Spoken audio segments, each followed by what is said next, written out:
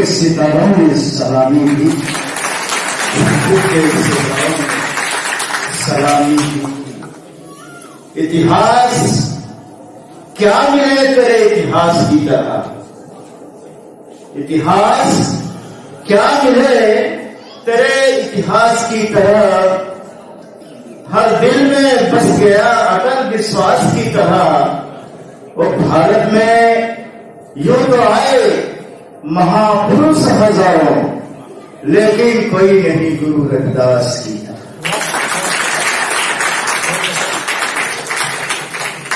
आज के इस पावन पर्व पर जब हम संत शिरोमणि रविदास जी की 643वीं जयंती यहां मना रहे हैं, आप सभी का इस अवसर पर मैं आपको मेरी हार्दिक बधाई प्रेषित करता हूं। दोस्तों, यहां सभी विद्वत जन हैं और मंच पे भी वह विद्वान वक्ताओं ने अपनी बातें रखी। मैं आपका ज्यादा वक्त नहीं लूंगा, एक शायर हूं और शायर अपनी बात को चंद लफ्जों में भी बयान करता है। मैं अपने अंदाज में आपसे बात करूंगा। देखिए, इस देश की संस्कृति की दो मुख्य धाराएं हैं। इस देश की, भारत की संस्कृति की दो मुख्य धाराएं हैं। एक है वैदिक संस्कृति और दूसरी है श्रमण संस्कृति। आप विद्वत जन हैं, जानते हैं इसको कि एक है वैदिक संस्कृति और एक है श्रमण संस्कृति। वैदिक संस्कृति जो आए बाहर से इस देश में आए घुसपैठिए बनकर और आज यहाँ के मालिक बन गए हैं, और हम जो यहाँ के मूल निवासी हैं उनको वो हटने की फिराक है। तो इस संस्कृति में जो हमारी श्रमण संस्कृति भी बात आपने की, वो श्रमण संस्कृति क्या है? श्रम करके खाने वाले, अपनी रोजी अपने हाथ से कमा कर खाने वाले लोग। और वैदिक संस्कृति जो दूसरों को ठग कर, दूसरों को छीन कर खाने वाले लोग, यज्ञ करके बहुत सारे ऐसे हथकंडे अपना के जो लोग अपनी सत्ता जमाए, अपनी रोजी रोटी अपना उद्योग, वो वैदिक संस्कृति के लोग, मैंने हरामखोरों की संस्कृति।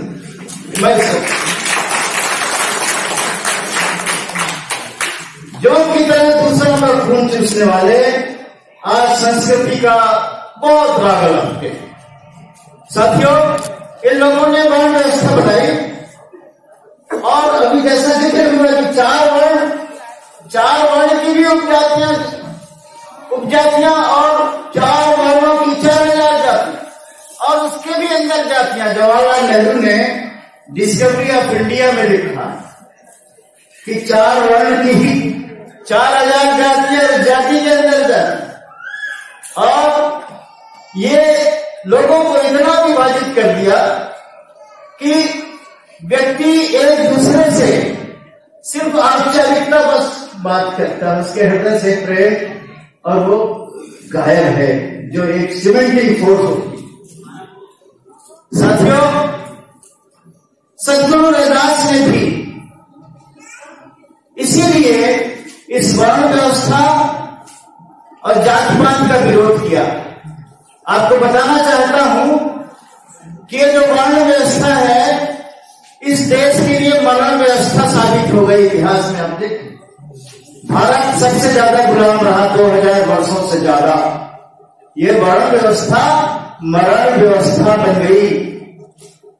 बाबर शाह ईरान से 10 सैनिक उधार मांग के लाया था। विक्रम जी, भारत शाह ईरान के बादशाह से 20 सैनिक उधार मांग के लाया था और इस देश पर कब्जा कर। ये वर्ण व्यवस्था की वजह से हुआ, क्योंकि क्षत्रिय ही आजाद पकड़ सकता, बाकी लोग बाला तमाम वीरों की तरह देखेंगे।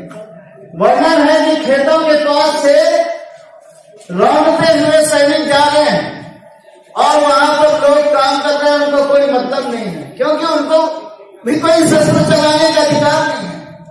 बाहर के देश में जहां सारे लोग जब आक्रमण होता है सारी जनता खड़े होकर लड़ती है और अपने देश की रक्षा करती है, बचाती है। भारत में ये वर्ण व्यवस्था ने अधिकार ही छीन लिया लोगों से अपने देश की आजादी की रक्षा करने का।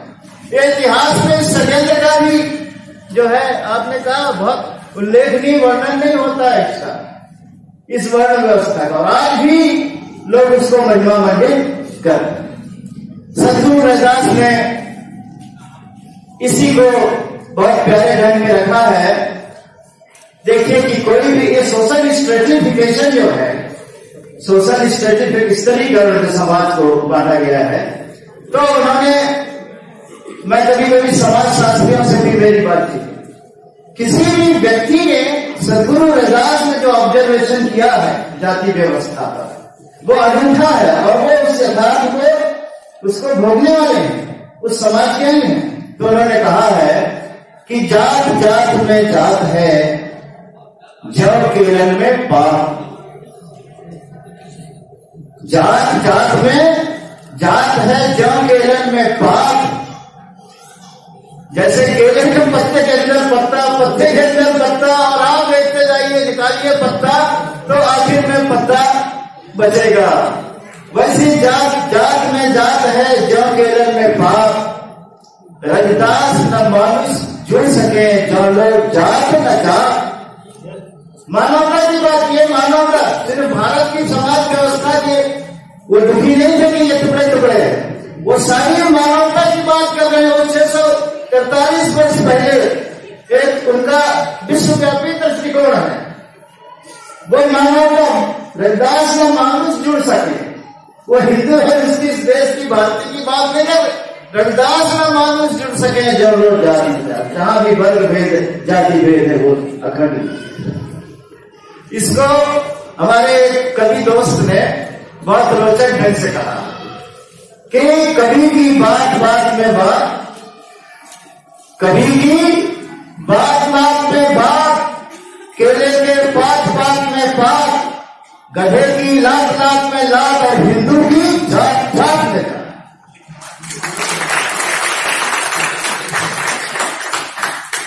हजारों टुकड़ों में जिन्होंने समाज को बांट दिया, वो पाखंडी लोग आज अखंड भारत की बात करते हैं, हिंदू समाज। आज बताएं कि समाज को हजारों टुकड़ों में बांटकर कैसे अखंडता आ सकती है। डॉक्टर बाबा साहब आम्बेडकर ने भी इसी बात को एनाइजेशन ऑफ कास्ट में, जो बहुत ही मशहूर है सारे वर्ल्ड में, डिफरेंट लैंग्वेजेस में, शायद ही कोई लैंग्वेज बची हो जिसमें उसका ट्रांसलेशन ना हुआ हो, एनाइजेशन ऑफ कास्ट, यही बात करी। और आपको बताओ कि भारत में ये बड़ा राग अलापा जाता है कि विद्वानम सर्वत्र पूजते, लेकिन आप देखें कि जो पिछड़े वर्ग में जो संत पैदा हुए हैं, उनका कोने खुले में कहीं इतिहास में और साहित्य में नाम मिलता है। तो डॉक्टर बाबा साहब आम्बेडकर ने, मैं बता रहा हूं, किसी भी साहित्यकार ने रविदास को कोई अपनी किताब समर्पित नहीं की, वो तो अछूत है उनके लिए। लेकिन डॉक्टर बाबा साहब आम्बेडकर ने अपनी एक पुस्तक दी अनटचेबल, अछूत कौन और कैसे, मैं आपको बताना चाहता हूं कि अछूत कौन और कैसे दी अनटचेबल सदगुरु रविदास को समर्पित की है।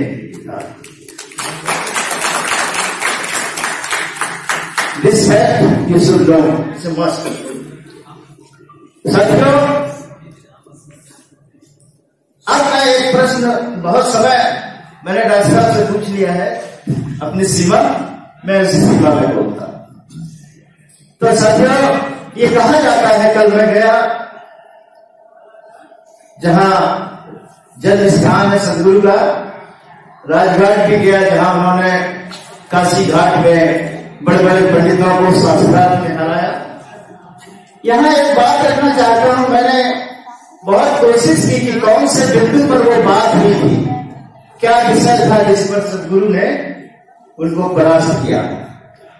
इसका कहीं स्पष्ट उल्लेख मिलता है क्या? आपको किसी को मालूम हो कि किस विषय पर हराया तो हाथ उठाएं, मैं आपसे बात करूंगा। किस किस विषय पर परास्त नहीं उल्लेख है इसका, लेकिन मैं आज वो बात आपके सामने, मैं 20-25 साल से सदगुरु रैदास की वाणियां इकट्ठा करके मैं वो कोशिश कर रहा हूं कि वो क्या मुद्दा था जिस पर रैदास ने व्हाट वाज द पॉइंट कि जिस पर परास्त किया, वो मैंने खोज की और जगह जगह से साहित्य इकट्ठा किया। आपको बताना चाहता हूं कि रैदास पर बहुत है लिखा हुआ, जो भाग मेल से लोगों ने जैसा कहा चाशनी में करके लिखा। रविदास पर बहुत है, रविदास का नहीं है। इसको मैं रेखांकित करना चाहता हूं। रविदास महान कवि थे, बहुत बड़े कवि। आज जब हम उनको मना रहे हैं तो हमारा उनका कवि पक्ष जो है हम नजरअंदाज करते हैं।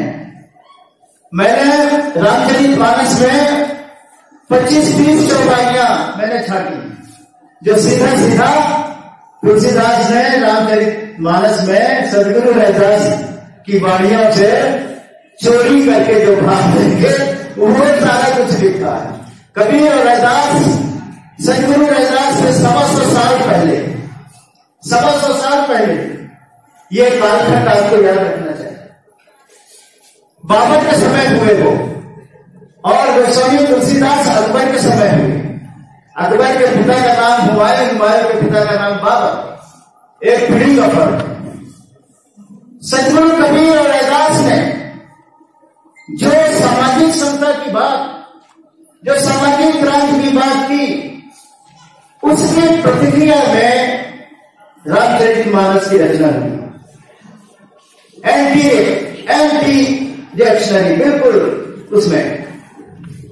तो मैं वो पॉइंट आपके सामने रखना चाहता हूं आज कि देखिए, पाखंड को काटने का जो सदगुरु रैदास ने जो जिन शब्दों का प्रयोग किया है, बड़ा शिष्ट। कबीर तो लक्ष्मण भाषा में बोले, लेकिन कबीर खुद की भाषा में बोले।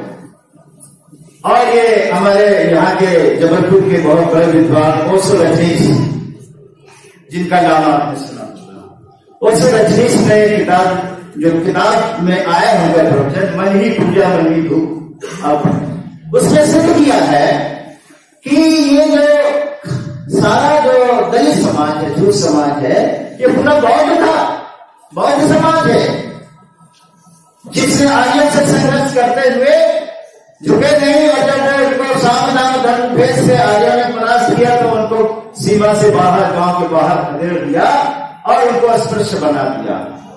तो ये बौद्ध समाज, डॉक्टर बाबा साहब अम्बेडकर ने अपनी पुस्तक देवदत्त में ये थ्योरी दी है कि सारे बौद्ध ही थे, जो दलित वर्ग। और खासकर उस समय ने कहा कि रैदास समाज खास तौर से इसको तो बौद्ध हो ही जाना चाहिए। उन्होंने बाबा साहब के थ्योरी का समर्थन किया, क्योंकि जो मुर्दार मांस है जानवर का मरा हुआ, वो सिर्फ चरमकार समाज इतना उनको सताकर, इतने स्थिति में उनको इतना निर्भर बना दिया है अत्याचारियों ने जो बाहर से आए, कि उनको खाने के लिए कुछ भी मिले तो मरे जानवर खाते अपना जीवन बचा रहे हैं। ये चरमकार समाज। तो खास करके समाज में पूरा बौद्ध।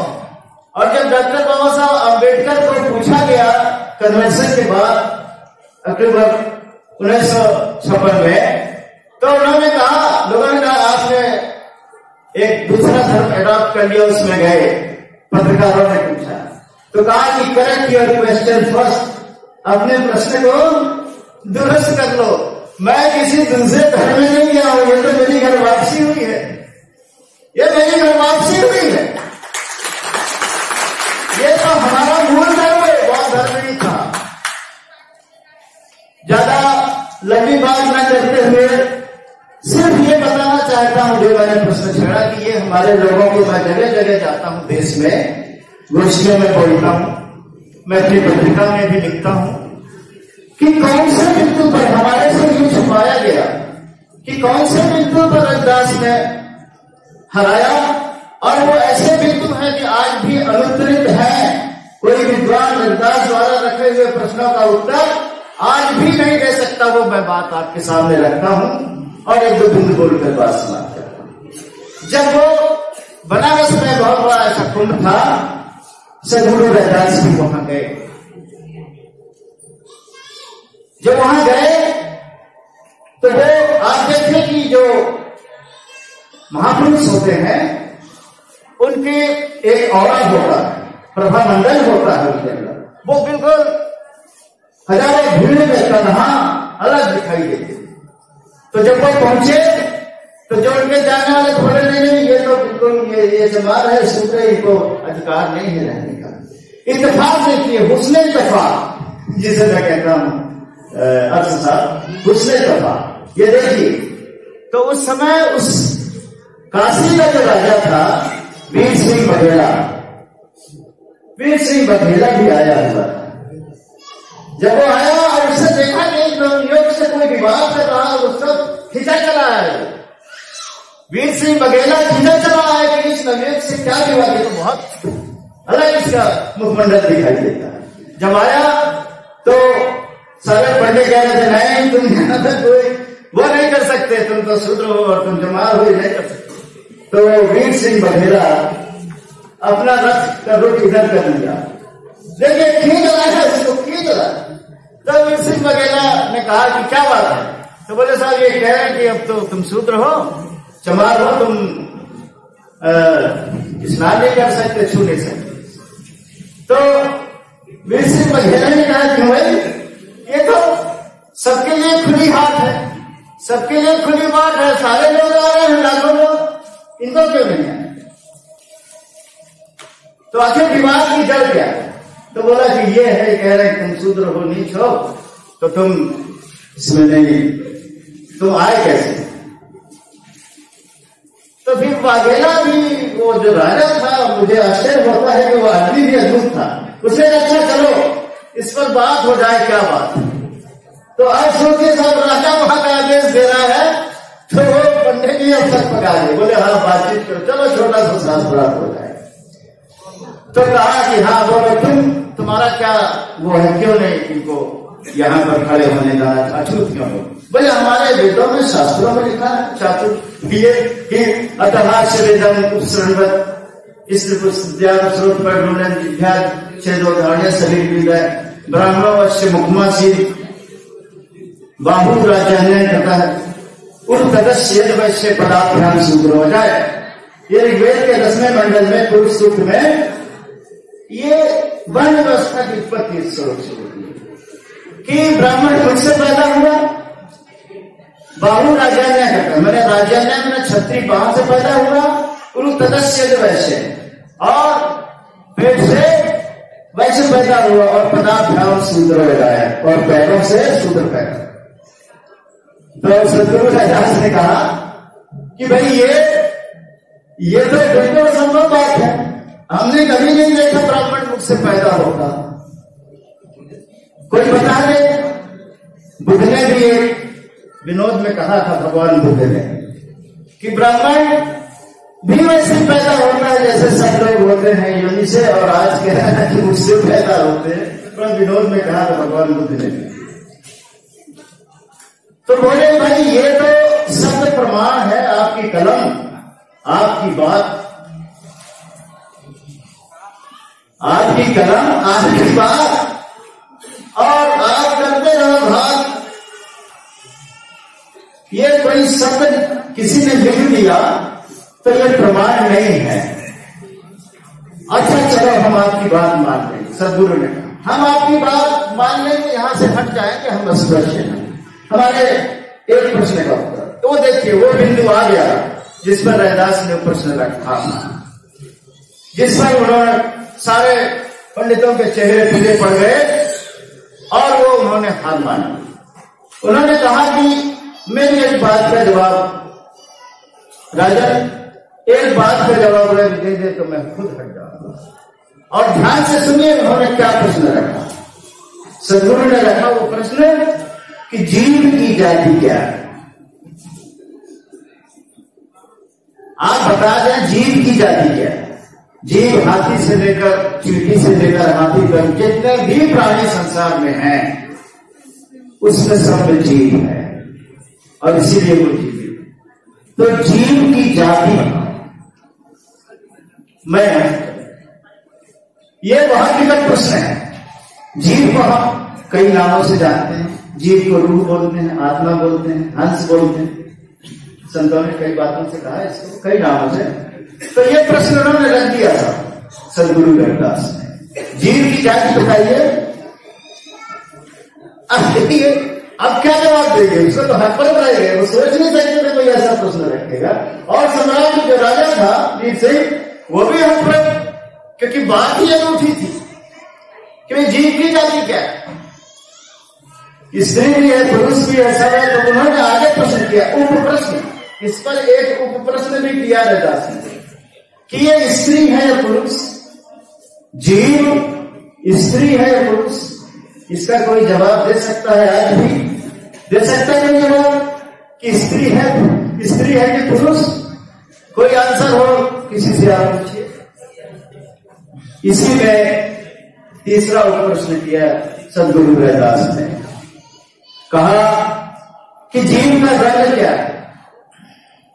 कोई स्थिति में है, इसका रंग और वर्ण क्या? और आखिरी उन्होंने उप प्रश्न किया कि ये जो जीव है इसका स्थान क्या है, कहां रहता है? ये चार प्रश्न का उत्तर जो है कोई भी ब्राह्मण, कोई भी पंडित वहां नहीं दे सका। और वीर सिंह बुंदेला जो राजा था, इतना खुशबू से कहा रविदास को हम विजयी घोषित करते हैं। आपको बताना चाहूंगा, यहाँ नौजवान साथी हैं, उस समय रविदास की उम्र 26 साल की थी, बिल्कुल युवक, 26 साल, 26 ईयर रविदास की उम्र। इतना साहस किसी व्यक्ति में हो सकता है? काशी के घाट में जहां लोगों को मुंह खोलने नहीं दिया जाता था, काशी के घाट में वो ऐसी नहीं है मनुवाद का गढ़ जहां उनका खंबा गड़ा। वहां कोई आदमी अगर ये प्रश्न करता है तो उसकी हिम्मत देखिए, उसका साहस देखिए, और ऐसी निर्भीक आवाज थी जिसने उनको परास्त कर दिया। और महाराजा ने एक आदेश बड़ा अनूठा दिया, वो भी आप सुने। कहा कि ये परंपरा है शास्त्रार्थ की कि जो हारता है वो विजेता को अपने कांधे पर बिठाकर पालकी ले जाता है, घुमाता है। तो आप देखिए, अब रविदास को पालकी में बिठाकर 26 वर्ष के नौजवान और वो पंडों ने काशी की गलियों में वो पालकी ढोई। ये इतिहास रचा हमारे सदगुरु रविदास।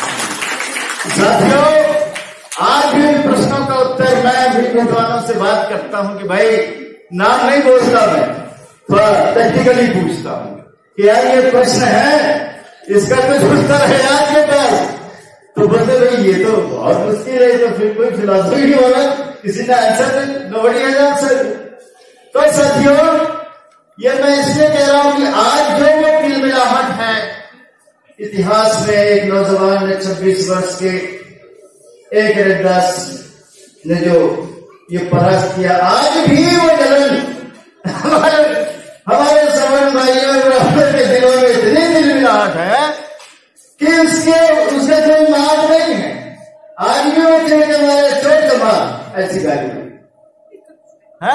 इसी उनको कि यार हमें इतने बेइज्जती हमारी हुई कि हमें इसकी व्यक्ति जिसको हम छूना नहीं चाहते तो उसकी हमें पालकी ढोनी पड़ी। ये सदगुरु रविदास की एक बात इसी में और जोड़ना चाहता हूं कि बनारस में ही सदगुरु कबीर भी हुए। दोनों मित्र थे और कबीर ने भी सदगुरु रविदास का लोहा माना और उन्होंने कहा है कि रविदास हमारे अग्रज हैं, साधुओं में साधु रविदास। ये कबीर की वाणी में आप पढ़ सकते हैं। इन दोनों ने इतिहास रचा दिया और वहीं अपनी लड़ाई वहीं से शुरू की। जहां पर किसी का मुंह खोलने वहां के बनारस के बड़े वहां के गुंडे जो है मुंह नहीं खोलने देते और उन्होंने इस वाणी को काटा। मैं एक बात और कहना चाहता हूं, दोनों ने बड़ी बात रखी कि ये निर्मल पंथ में जो कभी हुए हैं जितने पिछड़े वर्ग के, आप नाई समाज से सेन, नामदेव जी दलित समाज से, यादव समाज से सीता जी हैं, कुर्मी समाज से जो हमारे संतुला राम हुए हैं, अधिकांश हमारे पिछड़े वर्गों से जो संत हुए हैं, ये सारे लोग ये ब्रह्मांडवादी विचार, इनकी जो सारी जो चीज है भगवान बुद्ध के धर्म से मिली। जाति पाति का विरोध संतों ने किया, हिंसा का विरोध किया, अंधविश्वास का, हमारे सदगुरु भी अंधविश्वास का भारी विरोध करते थे। कहते हैं कि जहां अंधविश्वास है सत्य परख कहाना, जहां अंधविश्वास है, जब ये सदगुरु के शब्द, जहां अंधविश्वास है सत्य परख कहाना, रविदास सोई सत्य है जो अनुभव हो।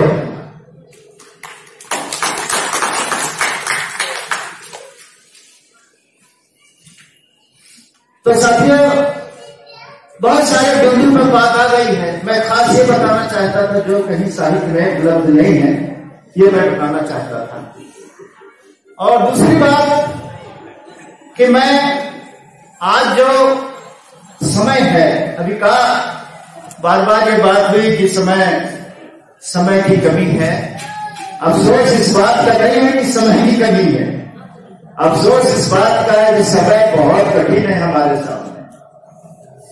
ये वक्त हमें इकट्ठा होकर संगठित होकर लड़ने का है, बहुत कठिन समय है। इस समय आप देख रहे हैं जो नंगा नाच, तांडव नाच, और लोगों को भ्रम हो गया है कि हम फिर से मनुराज ले आएंगे, ये उनका भ्रम है। वो भी अपने आप को जो ऐसा समझते हैं, बहुत मूर्ख लोग। इतिहास के चक्र को आप पीछे एक मिनट नहीं घुमा सकते। एंटी क्लॉकवाइज घड़ी का कांटा एंटी क्लॉकवाइज नहीं जाएगा। वक्त का जो पहिया है, कोई भी ताकत इस देश की कितनी भी आतताई ताकत हो, वक्त को पीछे नहीं ले जा सकता और वो धनुराज उनका सपना बन के रहेगा। आज डॉक्टर बाबा साहब ने जो संघर्ष किया है, कांसीराम ने जो संघर्ष किया है और सदगुरु ने जो किया है, सारे लोग आज जो है वो किसी भी कीमत पर वो मुंगेरी लाल के सपने देखने दो, ये राज वापस नहीं आ सकता है। साथियों, मैं जो भारत का प्रियम्बल है, डॉक्टर बाबा साहब आम्बेडकर ने जो हमें एक राष्ट्रीय ग्रंथ दिया है और जिसे मानना सबके लिए बाध्य है। कुरान सिर्फ मुस्लिम मानेगा, गीता रामायण हिंदू मानेगा, सिर्फ गुरु ग्रंथ साहिब को सिख सिर्फ मानेगा, लेकिन बाबा साहब ने जो हमें राष्ट्रीय ग्रंथ दिया है वो सारे भारतवासी को मानना पड़ेगा, और नहीं मानेगा तो इसके लिए कारण है। एक राष्ट्रीय ग्रंथ दिया डॉक्टर बाबा साहब आम्बेडकर ने, इस देश में भारतीय भगवान बुद्ध की संस्कृति को स्थापित कर दिया। आप देखें, किसी भी राष्ट्र का चिन्ह क्या होता है, एक निशान होता है, मुद्रा होती है, उसका ध्वज होता है। ये सारा का सारा डॉक्टर बाबा साहब आम्बेडकर ने बुद्ध से दिया है।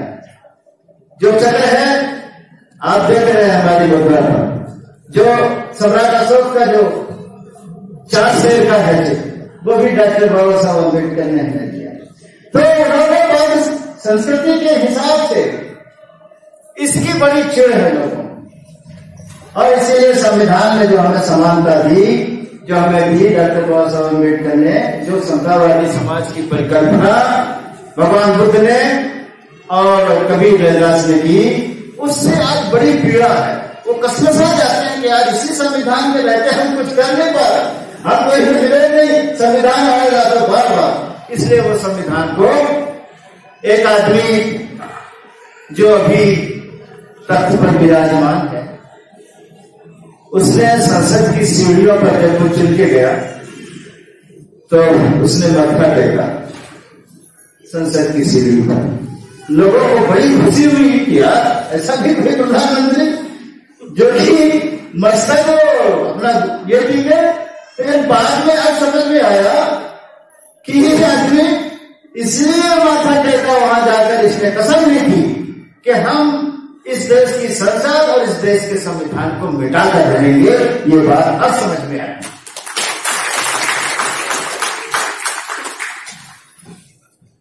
तो इसलिए मैं ये कहना चाहता हूं साथियों, भारत का प्रियम्बल से बात करूंगा और जो विषय है उस पर 2 मिनट बोलूंगा और राउंड अप करता हूं। हम भारत के लोग, प्रियम्बल शुरू होता है इस शब्द से, हम भारत के लोग, सदगुरु रविदास की वाणी आप पढ़ें, पहले शब्द पर ही बोलना है। उन्होंने अपनी वाणी में कहीं भी मैं का प्रयोग नहीं किया, हम का प्रयोग किया। इस वेरी डिमांडेड थी, प्रभु जी तुम चंदन हम पानी, हम पूरी वाणी में आप देखें कहीं मैं का प्रयोग नहीं किया, सामूहिकता। तो जो हम का प्रयोग हुआ है वो भी एक महत्वपूर्ण चीज है। डॉक्टर बाबा साहब अम्बेडकर ने सदगुरु रविदास को अपनी किताब के भी समर्पित नहीं की, वो प्रोजेक्ट था, वो शब्दों पर भी लिखते, कबीर रविदास पर भी। जिंदगी में उनके साथ वफा नहीं की, यह षड्यंत्र के तहत उनको समाप्त किया गया। षड्यंत्र था वो, उस पर किताब प्रोफेसर खराब की है, वो आप पढ़ें। तो उसमें जो पूरा जो भगवान बुद्ध और सदगुरु रविदास का जो विचार है प्रियम्बल के अंदर, जैसा आपने अभी कहा, साहब ने सभी लोगों ने कहा कि स्वतंत्रता, लिबर्टी, इक्वालिटी एंड फ्रेटर्निटी, स्वतंत्रता, समानता और विश्व बंधुत्व का जो भाव है वो सारा कुछ अभी लोगों ने, आपने वक्ताओं को सुना, सदगुरु रविदास का यही एक संदेश था समाज को, जो हमारी प्रियम्बल में है, हमारे संविधान के प्रथम पृष्ठ पर है, यही सारी चीज। और एक चीज उन्होंने कहा, मानव गरिमा की बात की गई, dignity of man and integrity, unity and integrity of nation. तो आपको बताना चाहता हूं कि इस देश में जाति व्यवस्था के चलते डिग्निटी पर सबसे ज्यादा, मानव की डिग्निटी, इस देश के जो सवर्ण रचनाकार हैं, गणवादी लोग हैं, सबसे बड़ा मानवता के खिलाफ अपराध उन्होंने किया कि जो ह्यूमन डिग्निटी है, मनुष्य की डिग्निटी पर उन्होंने चोट की है। हमें इस देश के अंदर मानवाधिकार नहीं, 2 चीजें हैं, मानवाधिकार और मानवाधिकार। बात हमारी प्लीज समझने की कोशिश करें। मानवाधिकार और मानवाधिकार 2 अलग अलग चीजें हैं।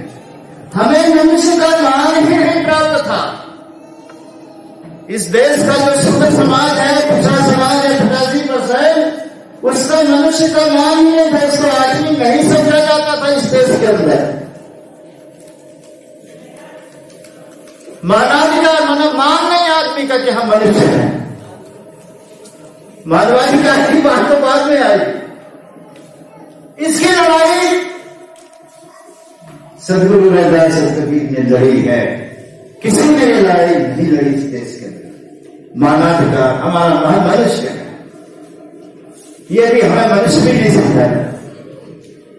तो साथियों, हम अपनी बात को राउंड अप करते हैं और ये कहते हैं कि हमें यूनिटी के लिए आज सबसे बड़ी हमारे हजारों संगठन हैं।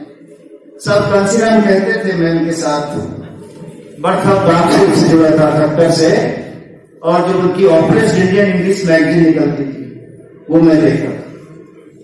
और मैं पॉलिटिकल साइंस में हूं और इंग्लिश लिटरेचर और I D M political science, तो मैं उनके अंतरिम सर्किल में था सब कांसीराम। तो वो कहते थे कि हम अलग अलग कंगाल हैं लेकिन इकट्ठे तो करोड़पति हैं। हम कंगाल इकट्ठे हम करोड़पति। और उन्होंने भी कंगालों की ताकत को इकट्ठा करके आपने देखा क्या करिश्मा है। तो एक बात मैं कहना चाहता हूं कि हम लोगों को जोड़ो कैसे। कहते थे कि हमारे 10,000 संगठन अगर बन गए, उस समय वो बोलते थे 78 में कि हमारे 10,000 संगठन है तो हमारा समाज मजबूत नहीं हुआ कि हमने 10,000 संगठन खड़े कर दिए। हमने 10,000 टुकड़ों में समाज को बांट दिया। अगर हम एक राय नहीं चल रहे हैं मिलकर तो हमने 10,000 टुकड़ों में समाज को बांटा, क्योंकि हमारी अलग अलग राय है और इसी फूट का फायदा वो उठाते हैं। एक बात यहां मैं और कहना चाहूंगा कि फूट डालो राज करो। डॉक्टर विक्रम इतिहास की बात आपने की थी, तो ये जो फूट डालो राज करो चोरी बोलते अंग्रेजों ने यहां फैलाया, झूठ है। ये इतिहास की बड़ी गलत व्याख्या है। इस देश में फूट डालो और राज करो ये अंग्रेजों ने इन विदेशी आर्यों से सीखा, इन ब्राह्मणों से सीखा। इनसे सीखा फूट डालो राज करो। जात पात हजारों टुकड़ों में डालकर उनके बीच फटका डाल के उनके बीच भेद करके अपना राज चलाओ और इनको बुलाओ। ये इनका ये अंग्रेजों का सीखा इनसे। तो कहते थे शायद कांसीराम जी भी कहते थे कि भाई ये जो है एक हमारा कैडेट चलाओ, हमें एजुकेट करो। एजुकेट के मायने क्या है? एजुकेशन के मायने ऐसा नहीं है जो हम बहुत हल्के लेते हैं। एजुकेट साक्षर होना अलग बात है, शिक्षित होना अलग बात है, और इसके भी आगे एक बात है जो बाबा साहब कहते थे और उनका वचन था किसी समाज में 10 इंजीनियर 20 डॉक्टर 30 ये हो जाए तो वो समाज मजबूत होता है। उनके कहने का अर्थ भी समझिए, वो बहुत अंदर है उसका मीनिंग। वो ये है आज तो ये हजारों की संख्या है हमारे डॉक्टर्स इंजीनियर्स और ये सब, समाज मजबूत होना चाहिए।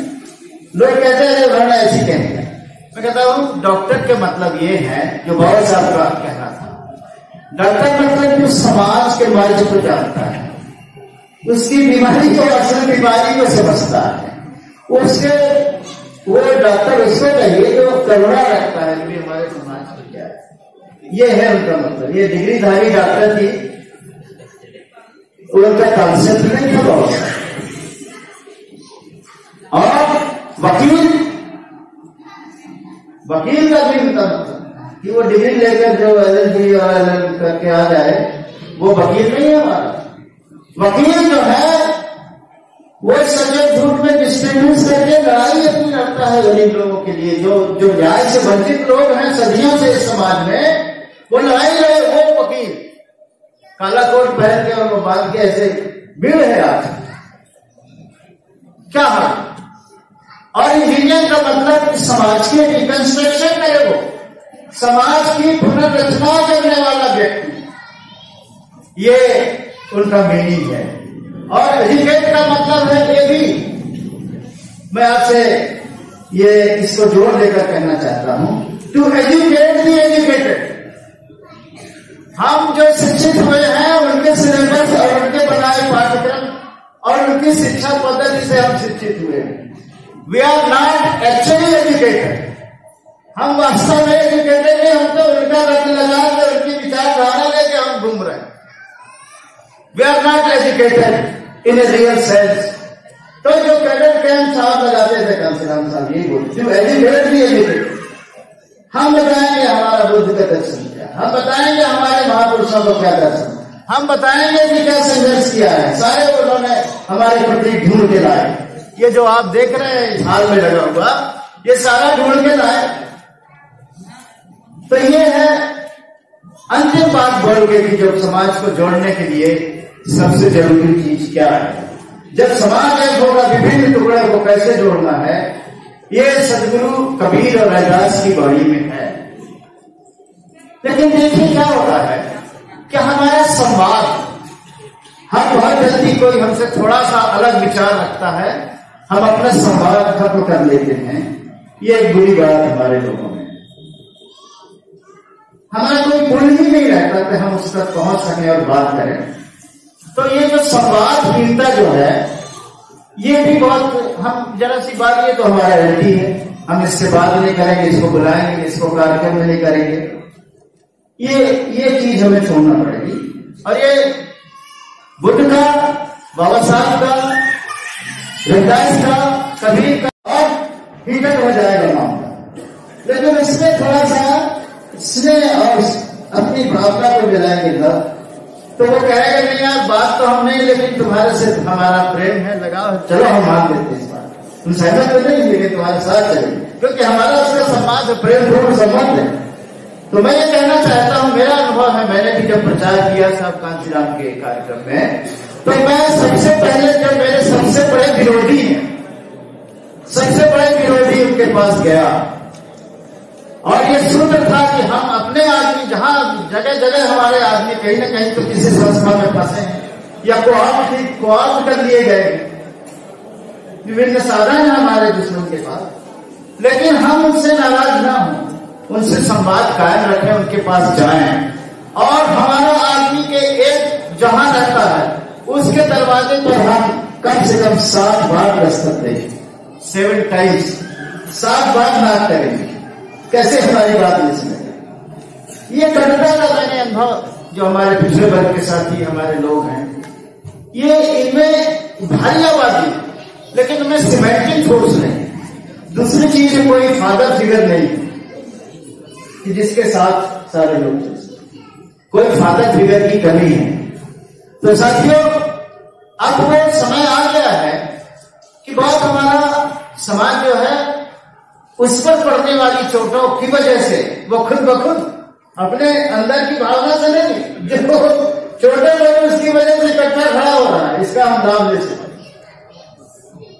तो पिरामिड पर जो आज बाबा साहब का सपना था वो सही होगा, और उन्होंने जो त्याग किया है बाबा साहब ने, मैं उन पर भी 4 मिसरे कह के अपनी बात समाप्त करूंगा कि सदियों से जो धुंधली थी वो तस्वीर बदल, बाबा साहब, सदियों से जो धुंधली थी वो तस्वीर बदल दी, हर फिक्र की, हर सोच की तासीर बदल दी।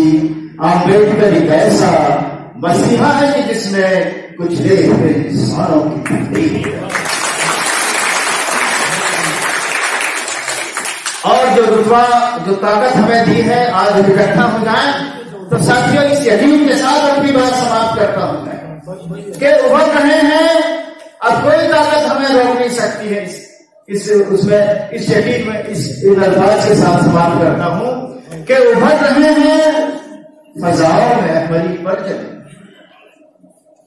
लाल उभर रहे हैं फजाओं में अहमरी परचम, किनारे मस्र के मगरिब से मिलने वाले हैं, 1000 वर्ग गिरे, लाख आंधियां आए, वो फूल खिल के रहेंगे जो खिलने वाले हैं, वो फूल खिल के रहने वाले हैं।